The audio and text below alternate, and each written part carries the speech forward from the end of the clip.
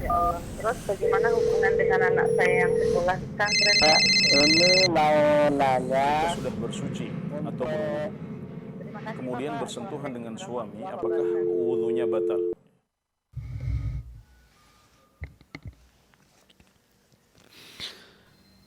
Bismillah, Assalamualaikum warahmatullahi wabarakatuh.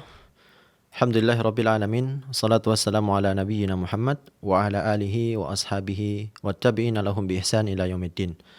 Alhamdulillah pemirsa Fatwa TV, kita bersyukur dan memuji Allah Subhanahu wa taala di mana Allah Subhanahu wa taala masih memberikan kita kesempatan untuk terus belajar bersama guru-guru kita yang semoga Allah Subhanahu wa taala senantiasa menjaga mereka semuanya. Dan juga kita bersalawat kepada Nabi Muhammad sallallahu alaihi wasallam di mana beliau telah bersusah payah membawa agama ini dari zaman kesyirikan hingga terang benderangnya ketauhidan. Alhamdulillah pemirsa, pada kesempatan sore hari ini kita kembali berjumpa dalam program live interaktif Fikih Ibadah bersama guru kita Al-Ustadz Anas Burhanuddin Hafizahullah Ta'ala, yang mana beliau merupakan salah seorang anggota Dewan Fatwa Perhimpunan Al-Irsyad. Dan alhamdulillah pemirsa, pada kesempatan sore hari ini pula Al-Ustadz telah hadir menemani kebersamaan kita di studio Fatwa TV Jember. Mari kita sapa beliau pemirsa. Assalamualaikum Ustadz. Waalaikumsalam warahmatullahi wabarakatuh. Bagaimana kabar Ustadz? Alhamdulillah saya sehat. Semoga antum juga sehat.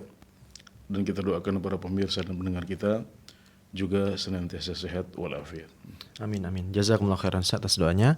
Dan pemirsa, mari kita bersama-sama menyimak sebuah nasihat yang akan disampaikan beliau sebagai pembuka pada kesempatan sore hari ini. Tafadhol Ustadz. Bismillahirrahmanirrahim. Para pemirsa yang dirahmati Allah Subhanahu wa taala, dalam sebuah hadis riwayat Muslim dari Abu Sa'id Al-Khudri radhiyallahu anhu, Rasulullah sallallahu alaihi wasallam bersabda, "Man ra'a minkum munkaran falyughayyirhu bi yadihi, fa in lam yastati' fa bi lisanihi, fa in lam yastati' fa bi qalbihi, wa dzalika adhaful iman." Barang siapa di antara kalian yang melihat kemungkaran, hendaknya dia mengubahnya dengan tangannya. Jika dia tidak mampu, hendaklah mengubahnya dengan lisannya. Dan jika dia tidak mampu juga, hendaknya mengubahnya dengan hatinya. Dalam hadis ini, Rasulullah SAW memotivasi umat Islam agar senantiasa menegakkan amar ma'ruf nahi munkar, mengubah kemungkaran dengan tangannya juga dengan lisannya semampunya. Jadi untuk mengubah kemungkaran dengan tangan dan lisan kita itu dibatasi dengan kemampuan kita masing-masing. Ya, terutama untuk pengubahan dengan tangan maka hanya sebatas pada wewenang yang kita miliki. Namun ada pengingkaran kepada kemungkaran yang tidak boleh kita tinggalkan dalam kondisi apapun, siapapun kita, apapun kedudukan kita, maka kita wajib untuk mengubah dengan hati atau mengingkari dengan hati. Itu yang dimaksud oleh sabda Nabi Muhammad SAW, "Fa illam yastati fa biqalbihi wa dzalika adhaful iman." Dan jika dia tidak mampu, hendaklah mengubah dengan hati. Dan itu adalah selemah-lemah iman. Artinya, paling tidak kita harus ada pada derajat yang ketiga ini. Kalau kita tidak bisa mengubah dengan tangan, yang merupakan derajat yang pertama, tidak juga bisa mengubah dengan lisan, yang merupakan derajat yang kedua, maka jangan sampai kita tidak melakukan derajat yang ketiga, yaitu mengingkari dengan hati. Dan untuk ini, untuk derajat yang ketiga ini, kita semuanya bisa, tanpa terhalang oleh posisi kita yang tidak strategis, kondisi kita sebagai rakyat jelata saja, ya, itu tidak menghalangi kita untuk bisa mengingkari dengan hati. Tidak boleh kita turun lagi ke derajat yang keempat, yaitu ridha, atau bahkan mengikuti kemungkaran yang terjadi.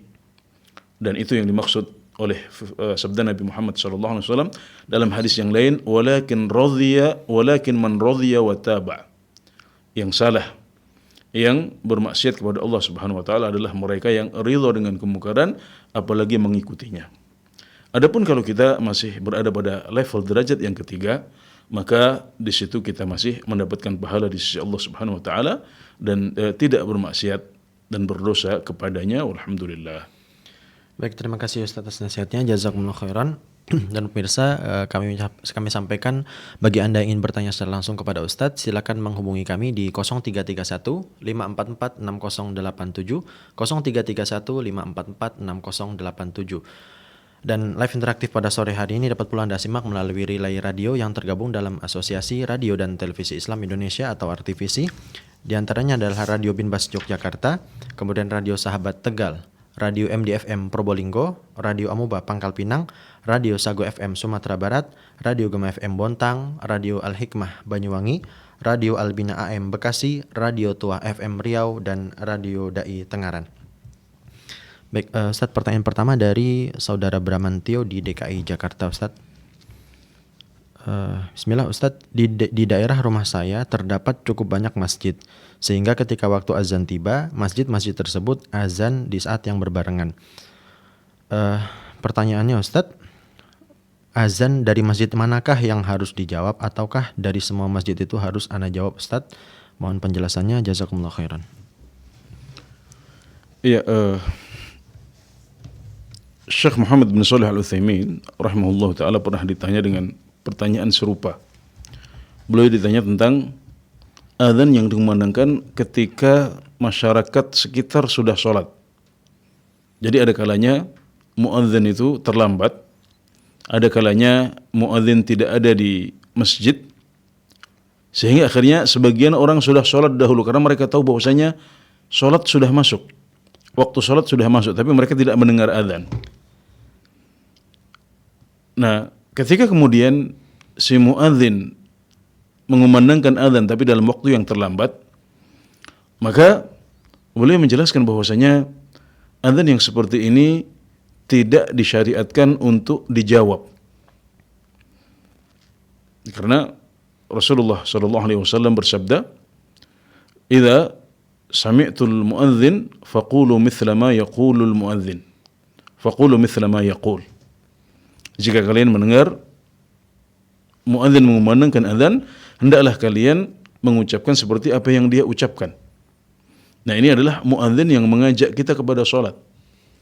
Adapun kalau kondisi kita sudah sholat, maka kita tidak perlu menjawab azan itu lagi, karena kita tidak dipanggil, ya. Kita tidak dipanggil untuk sholat tersebut. Nah, ini adalah jawaban yang diberikan oleh Syekh Muhammad bin Shalih Al-Utsaimin untuk pertanyaan tersebut. Nah, pertanyaan yang disampaikan oleh saudara kita dari Jakarta ini juga ada hubungannya dengan fatwa tersebut. Jadi ini seperti yang kita hadapi, ya, kadang-kadang karena teknologi yang semakin maju, ya, maka azan dari desa-desa sekitar kita atau dari kampung-kampung sekitar kita bisa kita dengar juga. Nah, apakah kita disyariatkan untuk menjawab semua azan itu, atau cukup menjawab azan dari masjid yang menjadi tempat sholat kita saja? Nah, ini bisa kita kiaskan dengan jawaban tadi, ya, karena kita dipanggil ke salah satu masjid saja, yaitu masjid yang merupakan tempat kita biasa sholat, maka kita cukup untuk menjawab azan dari masjid tempat kita biasa sholat. Karena itulah panggilan azan yang akan kita jawab, yaitu dengan berangkat ke masjid. Adapun yang lain, maka pada umumnya, pada dasarnya sebenarnya itu adalah masjid yang jauh.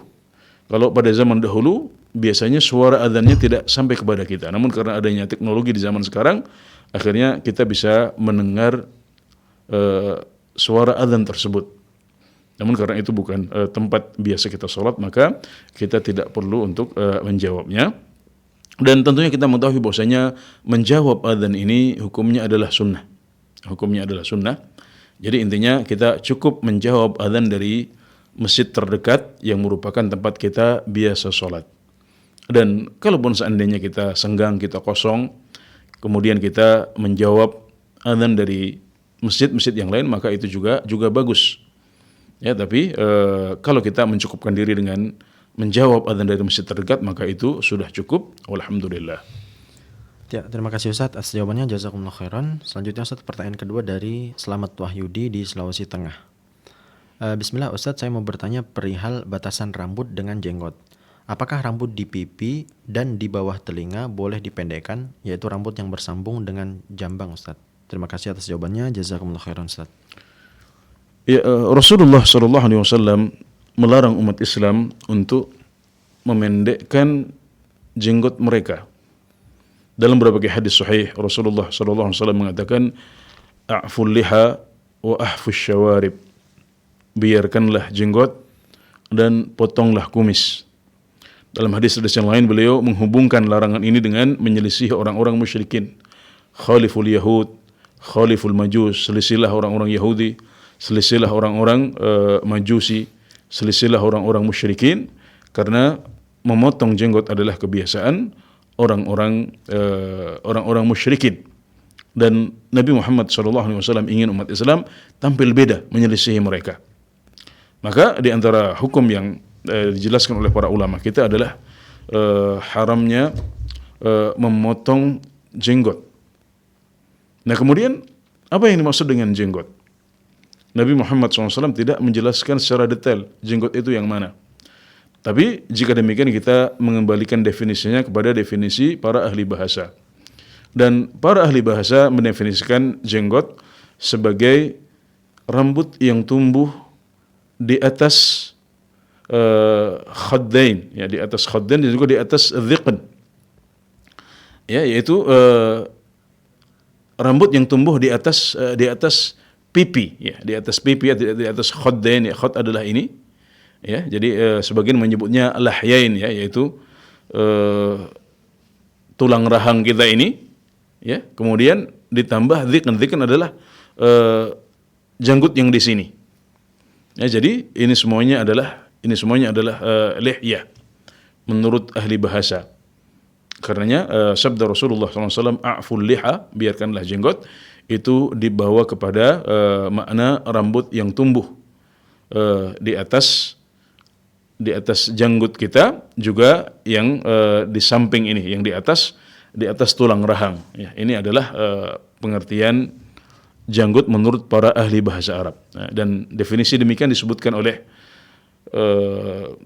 Al-Fayrus Abadi dalam Lisanul Arab, kemudian juga dalam Al-Qamus Al-Muhit, mereka menyebutkan definisinya seperti itu.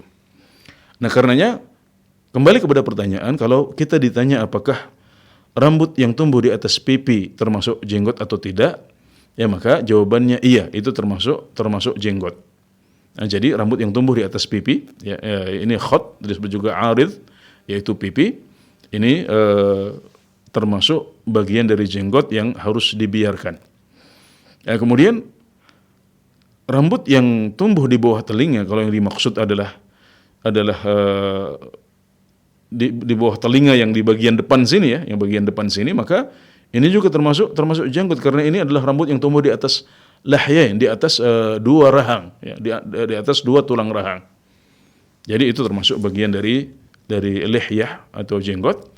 Adapun rambut yang tumbuh di bawah telinga sebelah belakang, yaitu yang tumbuh di leher, ya, di leher kita, sebagian orang memiliki rambut yang tumbuh di atas lehernya, maka ini bukan bagian dari lihyah, ini bukan bagian dari jenggot, maka tidak masalah untuk dipotong. Demikian juga di antara pembahasan para fuqaha adalah anfaqah, yaitu rambut yang tumbuh di bawah bibir, ya, ini juga menurut pendapat yang lebih kuat ini bukan bagian dari jenggot. Ya, jadi intinya rambut yang tumbuh di atas pipi termasuk bagian dari jenggot. Kemudian yang tumbuh juga di bawah telinga bagian depan, yaitu di sini, ini juga termasuk jenggot. Adapun yang tumbuh di bawah telinga bagian belakang, yaitu di leher, maka ini bukan termasuk jenggot, sehingga tidak masalah untuk dihilangkan atau dipotong. Demikian, semoga bisa dipahami dengan baik. Insyaallah, terima kasih Ustaz, jazakumullah khairan atas jawabannya. Dan pemirsa, kami kembali mengajak Anda untuk berpartisipasi bersama kami dengan menghubungi kami di 0331 544 6087, 0331 544 6087. Baik, selanjutnya pertanyaan dari Dwi Wulandari di DKI Jakarta, Ustaz. Bismillah, Assalamualaikum Ustaz. Ustadz, jika sedang haid dan ingin tetap menjalankan sunnah Rasul Shallallahu Alaihi Wasallam tentang menjaga wudhu, apakah masih berpahala seperti sebelum haid? Dan jika ingin membaca Al-Quran saat haid dengan HP, apakah perlu berwudhu dulu, Ustadz? Jazakumullah khairan, Ustadz. Ya, apakah orang yang sedang haid disyariatkan untuk memperingan haidnya dengan berwudhu? Jawabannya tidak. Jawabannya tidak. Karena orang yang haid itu darahnya terus mengalir. Orang yang haid itu najisnya terus keluar. Hadasnya terus terjadi. Ya. Darah haid adalah najis sehingga ketika seorang yang sedang haid ya, darahnya terus keluar, maka berarti najisnya terus keluar. Dan dia juga terus berhadas karena keluarnya darah dari kemaluan ya, dari kemaluan seorang wanita atau farjinya ini adalah hadas. Jadi karena hal itu terus-menerus terjadi, maka tidak ada manfaatnya seorang wanita memperingan haidnya dengan berwudu. Bahkan para fuqaha menyebutkan kalau seandainya di tengah-tengah haid dia mandi, maka itu tidak meringankan haidnya. Apalagi hanya sekedar wudu. Maka para ulama di antaranya Imam Syafi'i rahimahullah taala yang diikuti oleh Imam An-Nawawi rahmatullahi alaihima, mereka menjelaskan bahwasanya para wanita haid tidak bisa dikiaskan dengan orang yang sedang junub. Adapun yang junub, maka betul ketika dia berwudu ya, sebelum mandi, dia tidak mandi tapi berwudu sebelum melakukan kegiatan tertentu, maka janabahnya ya, junubnya dia menjadi lebih ringan. Dan itu dicontohkan oleh Rasulullah sallallahu alaihi wasallam dalam sebuah hadis riwayat Muslim dari Aisyah radhiyallahu anha, beliau mengatakan, kana Rasulullah sallallahu alaihi wasallam idza kana junuban fa arada an ya'kula aw yanam tawadda'a wudhu'ahu lis-shalah. Rasulullah sallallahu alaihi wasallam itu jika beliau dalam kondisi junub, kemudian beliau ingin makan atau tidur, beliau berwudu seperti wudu beliau untuk salat. Ya, para ulama menjelaskan bahwasanya ini adalah sunnah Rasulullah sallallahu alaihi wasallam ketika beliau belum sempat untuk mandi dan beliau ingin makan atau tidur sementara beliau dalam kondisi junub, maka beliau mencontohkan untuk meringankan janabah atau junub itu dengan cara berwudu. Jadi ini adalah sunnah Rasulullah sallallahu alaihi wasallam. Nah, wanita yang junub juga memiliki hukum yang sama. Wanita yang junub karena bermimpi atau bersenggama, maka hukumnya sama dengan para pria. Nah, sekarang muncul pertanyaan, apakah wanita yang sedang haid bisa dikiaskan dengan orang yang sedang junub? Apakah dia bisa dikiaskan juga dengan wanita yang sedang junub sehingga disunahkan untuk meringankan haidnya dengan berwudu? Jawabannya tidak, karena keduanya adalah kondisi yang sama sekali berbeda.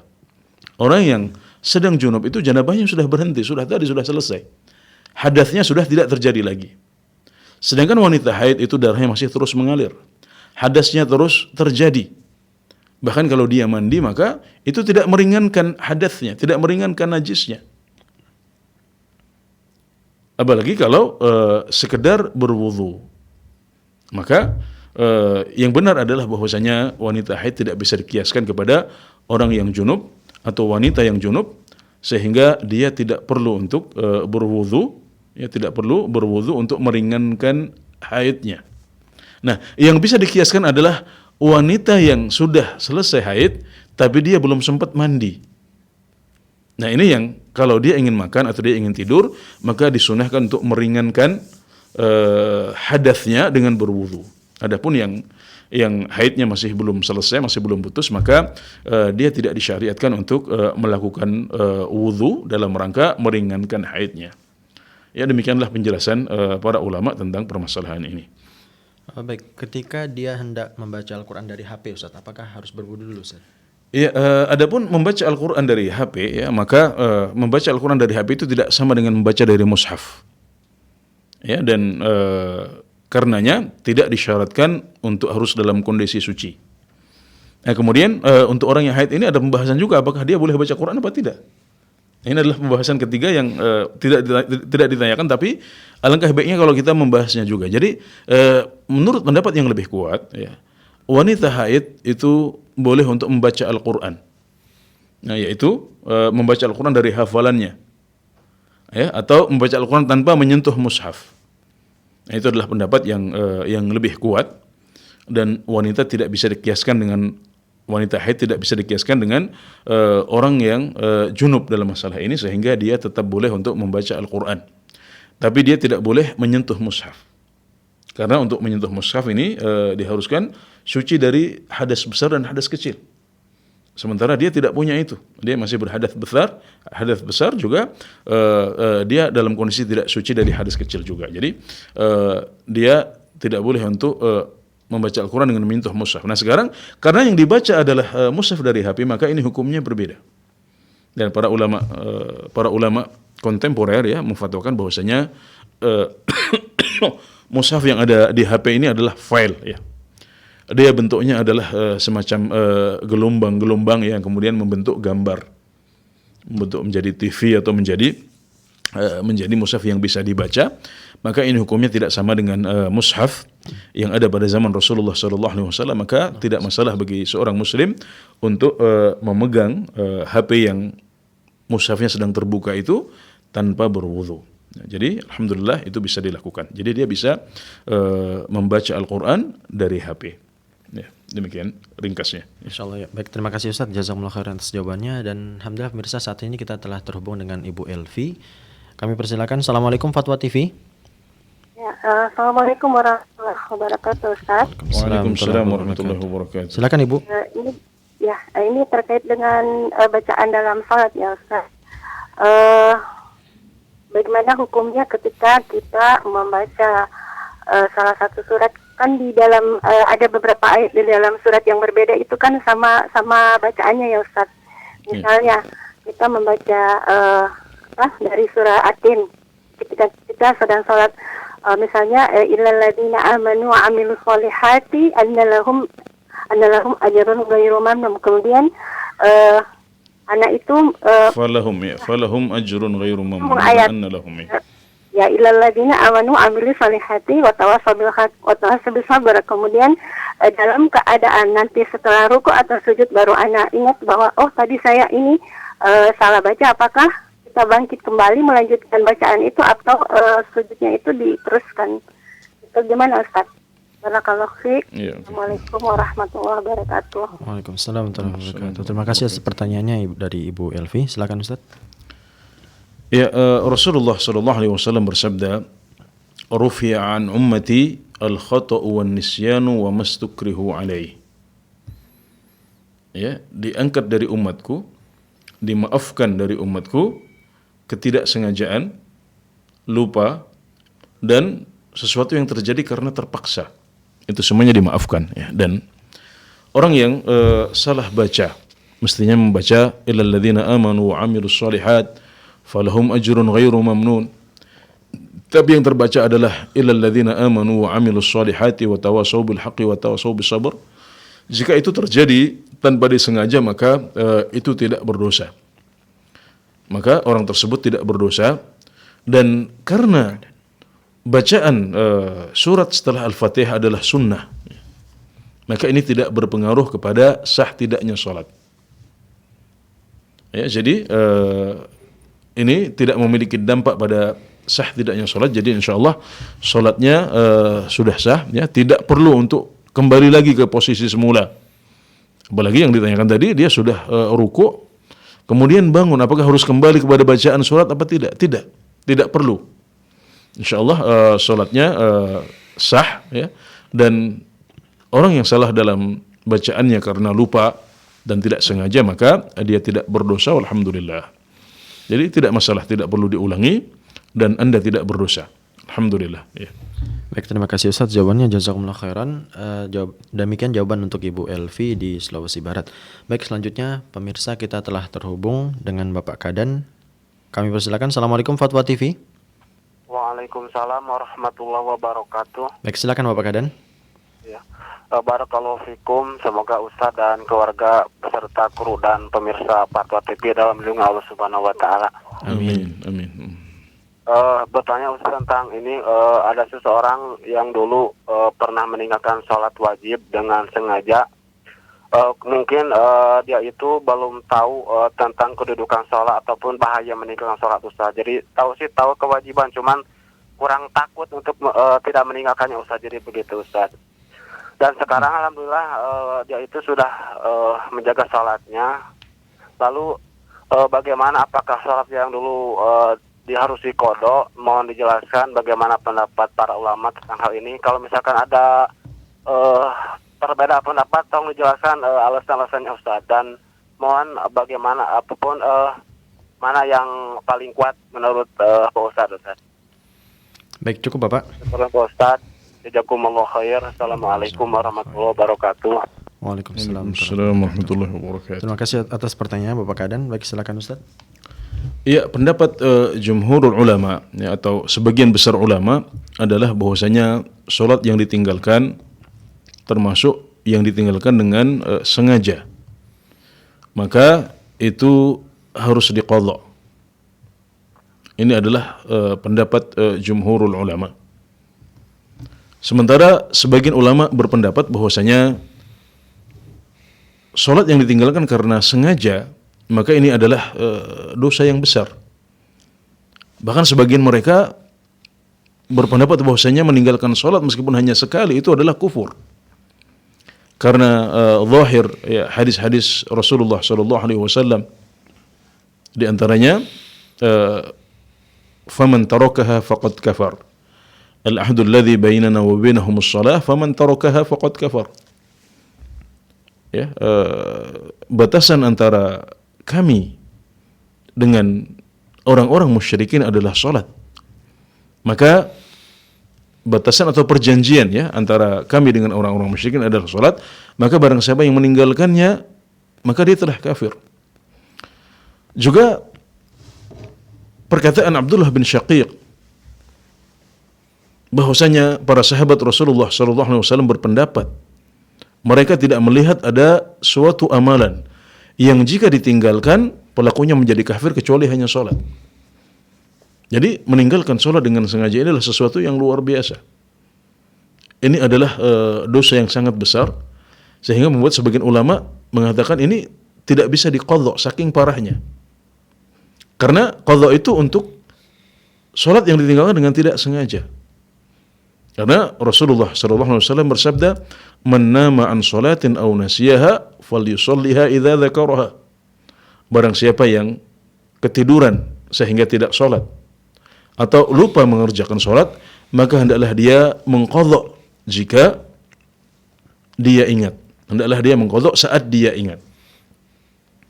Ya, jadi yang diqadha adalah sholat yang ditinggalkan karena lupa, karena ketiduran. Yang termasuk dikiaskan dengan dua hal ini adalah karena sakit. Ya, mungkin ada sebagian orang yang sakit. Seharusnya dia harus melakukannya pada waktu itu. Tapi karena orang tidak tahu, sebagian tidak mengerjakan sholat pada waktunya, baru kemudian setelah itu dia sadar. Saya mengqadha sholat apa tidak? Kata para ulama, iya dia harus mengqadha karena itu dikiaskan dengan kondisi lupa atau ketiduran tadi itu. Adapun mereka yang meninggalkan sholat tidak sengaja, adapun mereka yang meninggalkan sholat dengan sengaja, maka ini adalah hukum yang berbeda yang tidak bisa dikiaskan dengan dua kondisi yang disebutkan dalam hadis tadi. Bahkan sebagian ulama berpendapat bahwasanya itu adalah kekufuran. Nah, orang kalau sudah kafir, maka dia cara menyelesaikan kesalahannya adalah dengan kembali kepada Islam dan bertaubat kepada Allah Subhanahu wa taala. Dan ketika dia bertaubat kepada Allah Subhanahu wa taala, maka itu berarti menghilangkan dosa-dosa dia yang telah lalu. Kalau dia bertaubat kepada Allah, ya, maka dosa-dosa dia yang telah lalu termasuk meninggalkan sholat itu diampuni oleh Allah Subhanahu wa taala. Jadi saking besarnya dosa meninggalkan sholat secara sengaja, maka tidak ada kafarahnya kecuali bertaubat kepada Allah Subhanahu wa taala, bahkan mengqadha pun tidak cukup. Ini menurut pendapat sebagian ulama. Dan Ini yang lebih kuat ya secara pendalilan, wallahu taala a'lam. Baik, terima kasih Ustadz atas jawabannya dan semoga bermanfaat untuk Bapak Kadan yang bertanya dari Cianjur. Baik pemirsa, kita sudah terhubung dengan Bapak Guru dari Tangerang. Kita sapa terlebih dahulu. Assalamualaikum Fatwa TV. Waalaikumsalam warahmatullahi. Baik, silakan Bapak. Assalamualaikum. Semoga Allah selalu taufik kepada Ustadz dan pada kaum muslimin. Amin. Waalaikumsalam warahmatullahi wabarakatuh. Amin. Semoga Allah menjawab doa yang baik dari Pak Guru di Tangerang. Ustadz, Anda mau bertanya, bagaimana hukumnya suatu majelis, yakni seperti majelis ilmu umum atau ilmu agama atau di perkantoran dan sebagainya, merutinkan tadarus Al-Quran yang berkelanjutan dan dibaca secara bergantian setiap sebelum memulai kegiatan.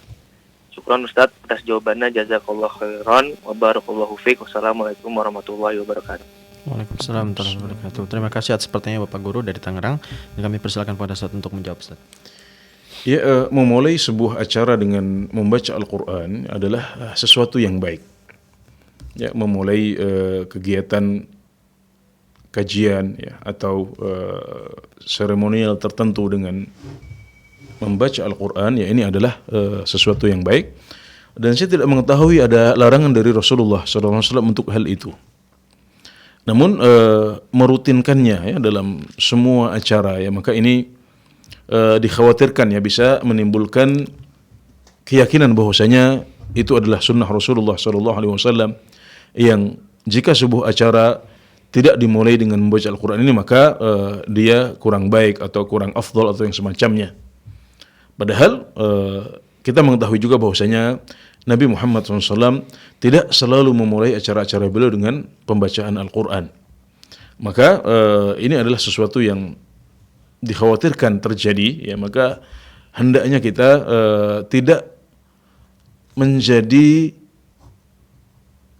pembuat sunnah yang seperti itu. Maksud saya, hendaklah kita jangan menjadi orang yang membuat orang posisinya sulit.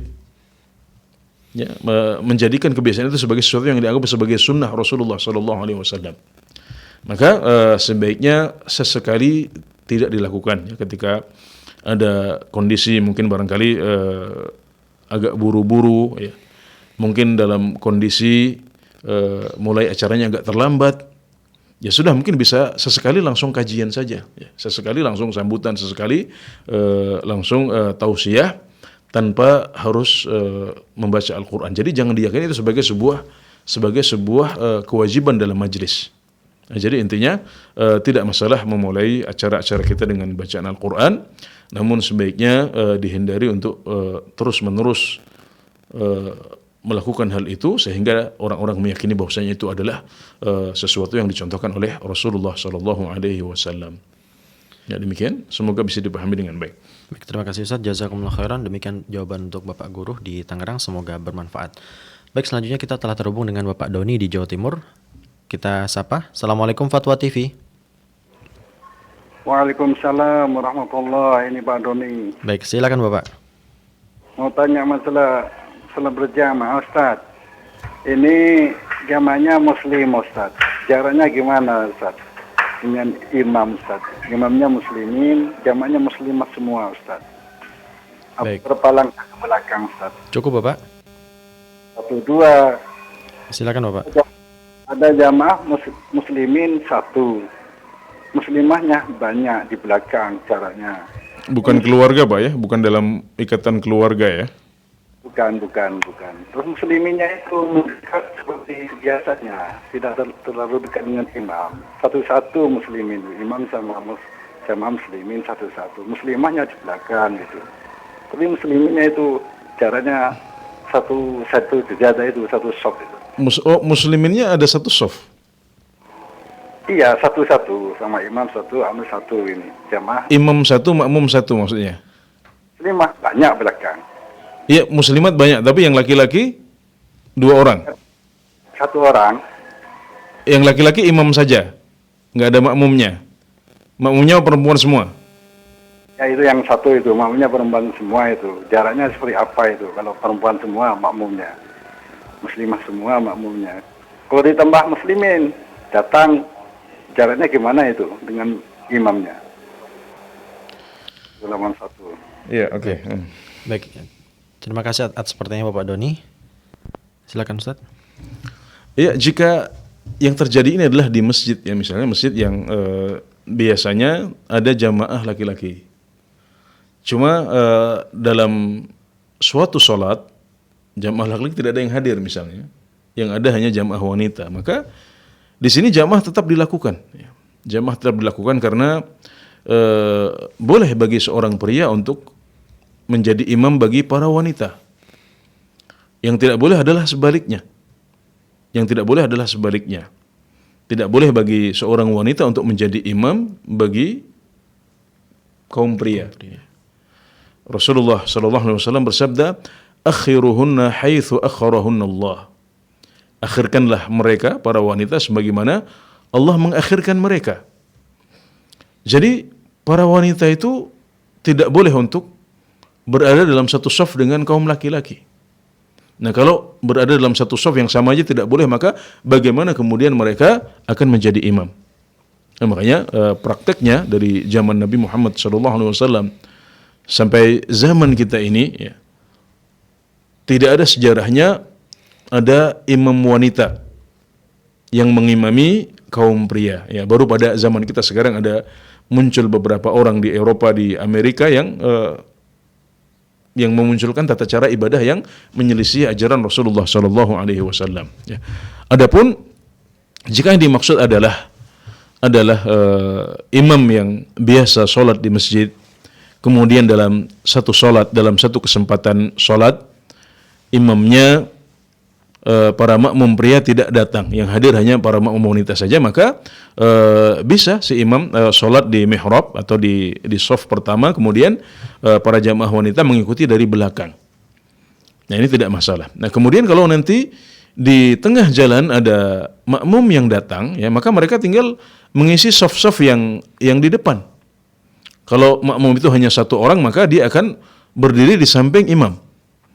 Kalau makmum laki-laki ini 2 atau lebih, maka mereka berdiri di belakang imam.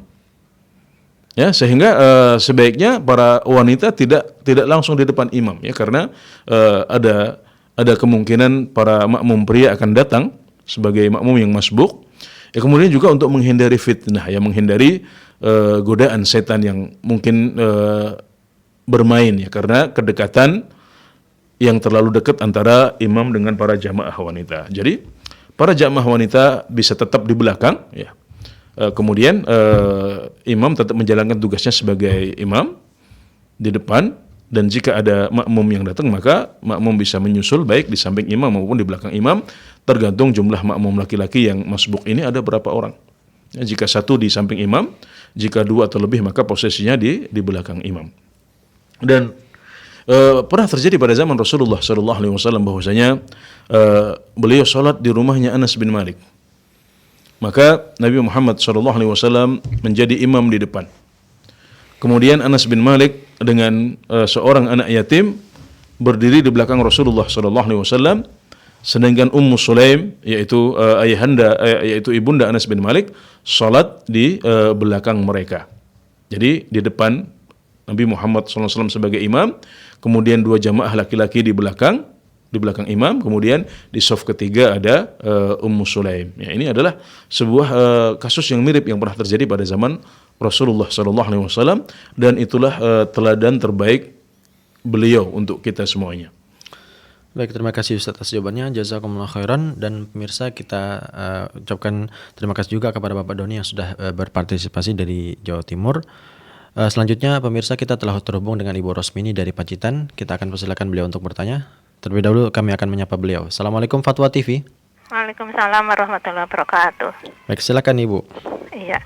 Assalamualaikum warahmatullahi wabarakatuh, Ustaz. Waalaikumsalam warahmatullahi wabarakatuh.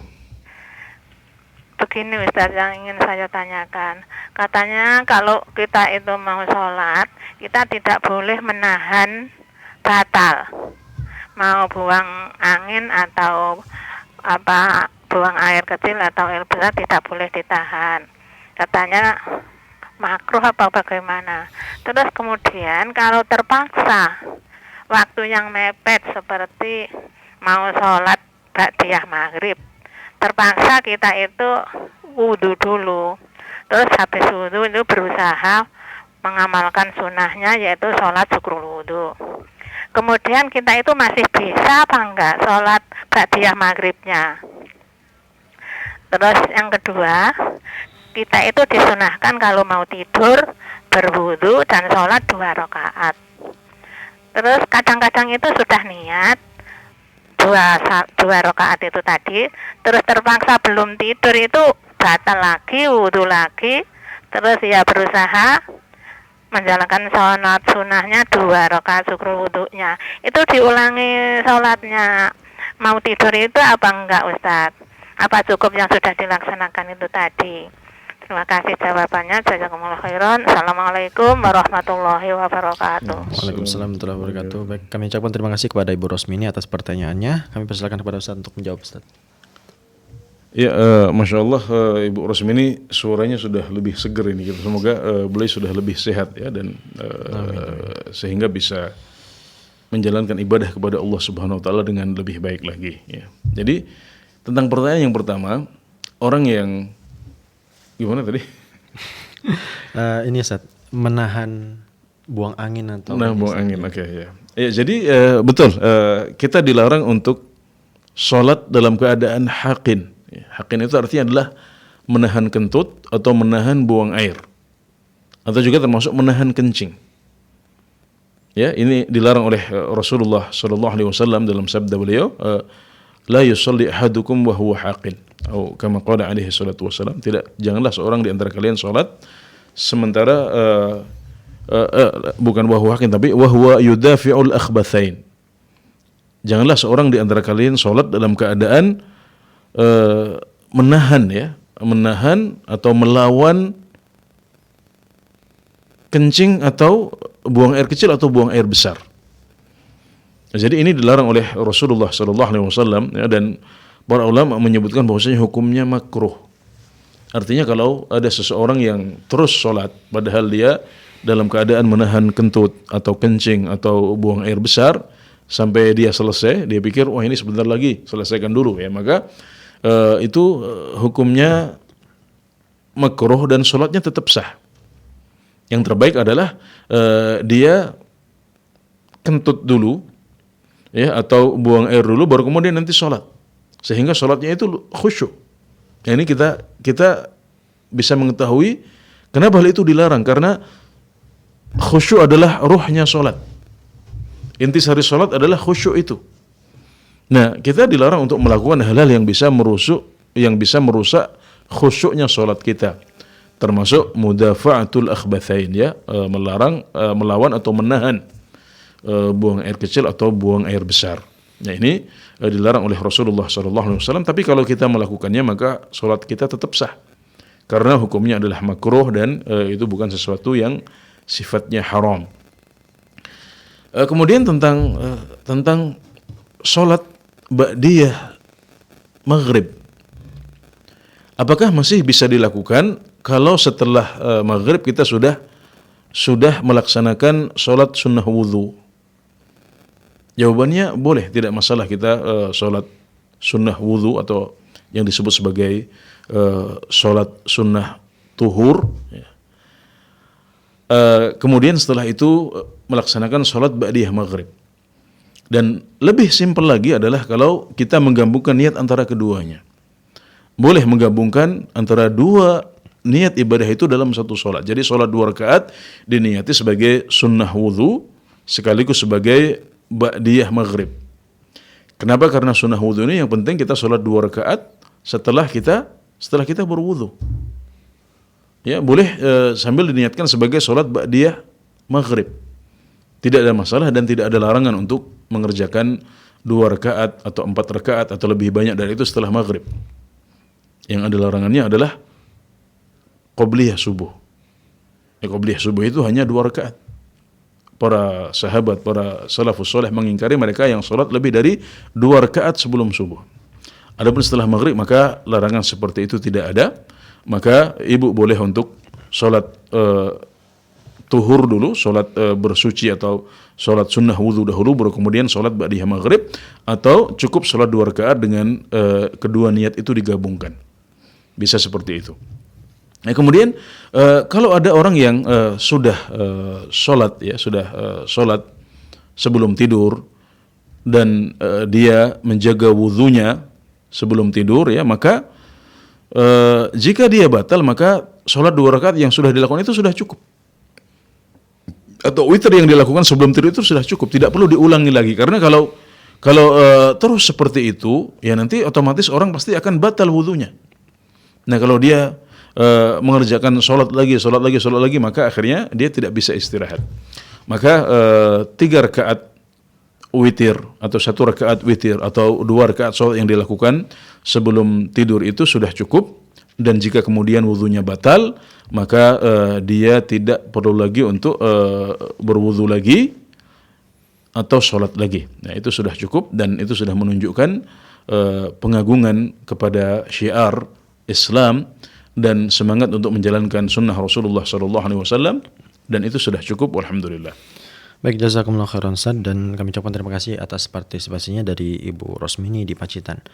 Baik, mungkin gimana Ustaz? Sebelum saya lanjut mungkin ada sedikit koreksi. Silakan Ustaz, silakan.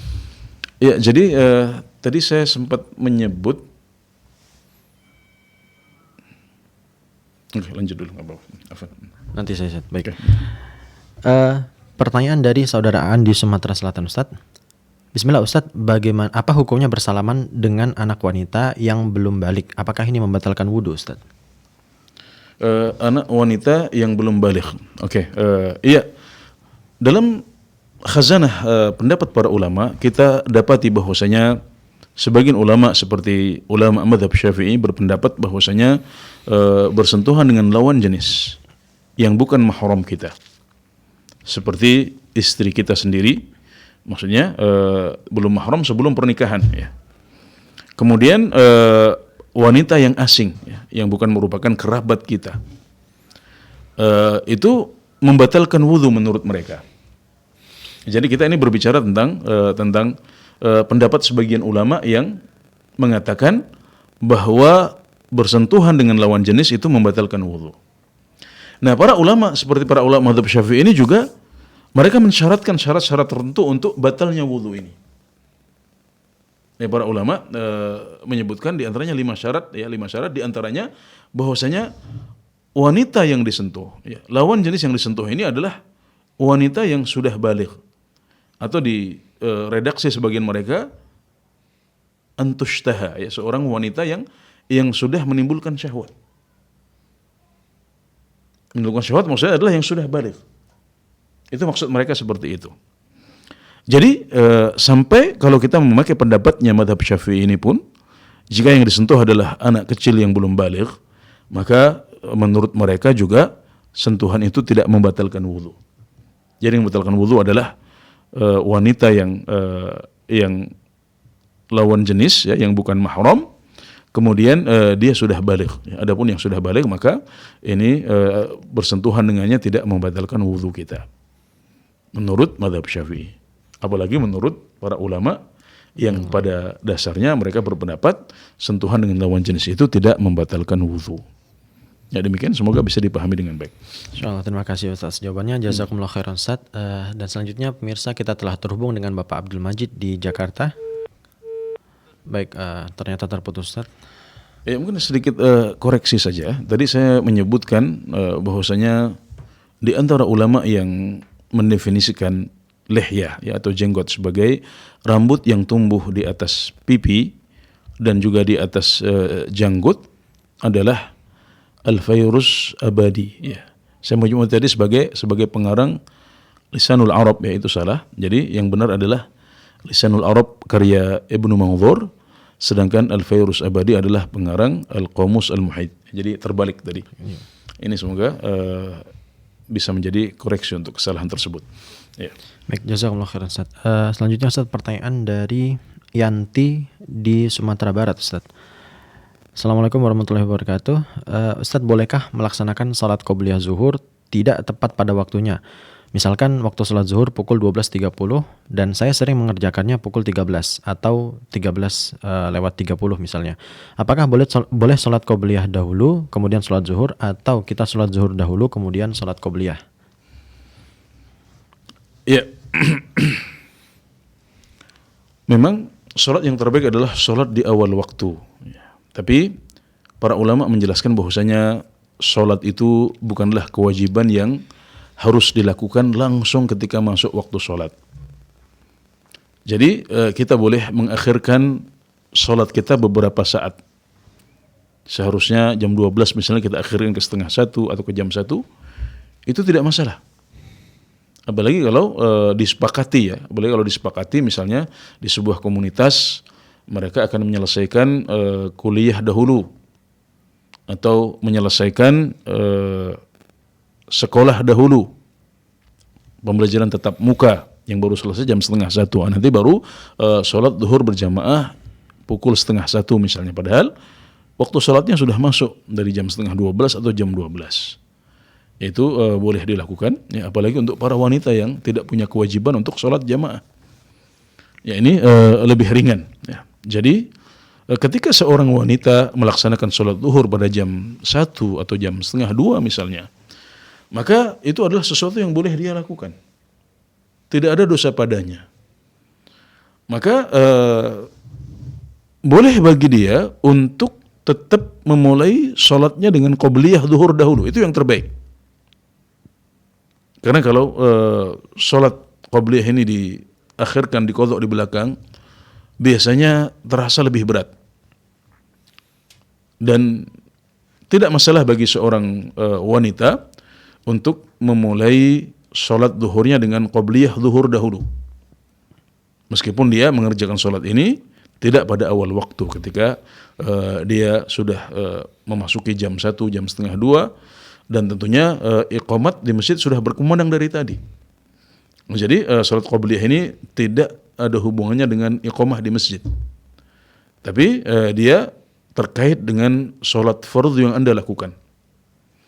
Jadi bagi Anda yang tidak punya kewajiban untuk salat di masjid, salat berjamaah di masjid, apalagi yang terbaik bagi seorang wanita adalah salat di rumah, maka Anda boleh untuk memulai sholat zuhur Anda dengan qobliyah zuhur dahulu. Baru kemudian Anda mengerjakan sholat fardhu zuhur, kemudian setelah itu mengakhirinya dengan sholat sunnah ba'diyah zuhur. Alhamdulillah. Baik, terima kasih Ustaz atas jawabannya. Jazakumullah khairan Ustaz. Selanjutnya Ustaz, pertanyaan dari saudari Lena Marlina di Jawa Barat Ustaz. Bismillah Ustaz, saya ingin bertanya, bagaimana jika di dalam sholat ketika kita ingin memurojaah hafalan, terkadang kita memejamkan mata dan sesekali kita melihat tempat sujud. Bagaimanakah sholat yang demikian Ustaz? Mohon penjelasannya Ustaz. Ya, jadi yang terbaik bagi orang yang sedang sholat adalah mengarahkan pandangannya ke tempat sujud. Dan ketika dia sedang tasyahud, maka dia mengarahkan pandangannya ke kepada jarinya yang sedang dia angkat. Saat at-tahiyatu lillah, maka dia mengarahkan pandangan kepada jarinya. Sedangkan saat dia berdiri atau sujud atau ruku', maka dia mengarahkan pandangan ke tempat sujud. Nah, itu adalah arah pandangan mata yang dicontohkan dalam hadis-hadis Rasulullah SAW. Namun ini bukan suatu kewajiban. Artinya kalau ada orang yang tidak mengarahkan pandangan ke tempat sujud, tapi dia malah mengarahkan pandangannya ke depan misalnya, maka sholatnya tetap sah. Kalau dia memejamkan matanya, apalagi untuk suatu keperluannya, karena dengan begitu dia bisa menghafal lebih baik, jadi bisa mengingat bacaan sholatnya lebih baik, maka itu tidak apa-apa dan tidak membatalkan sholatnya. Tapi sebisa mungkin kita mengikuti teladan Rasulullah SAW, yaitu dengan mengarahkan pandangan kita ke arah tempat sujud saat kita sedang sholat. Ya, demikian. Semoga bisa dipahami dengan jelas. Baik, terima kasih atas jawabannya Ustaz. Jazakumullah khairan. Dan pemirsa, pertanyaan tadi sekaligus mengakhiri perjumpaan kita pada sore hari ini. Kami ucapkan Ustaz terima kasih. Jazakumullah khairan Ustaz sudah menyempatkan waktu untuk hadir Ustaz. Barakallahu fikum. Pemirsa, saksikan terus live interaktif hanya di Fatwa TV mulai dari hari Senin sampai dengan Jumat di waktu yang sudah terjadwal. Kemudian pemirsa, informasi seputar Dewan Fatwa Perhimpunan Al Irsyad dapat Anda akses melalui website www.dewanfatwa.com. Dan jangan lupa pemirsa untuk mengikuti akun-akun media sosial Dewan Fatwa Perhimpunan Al-Irsyad.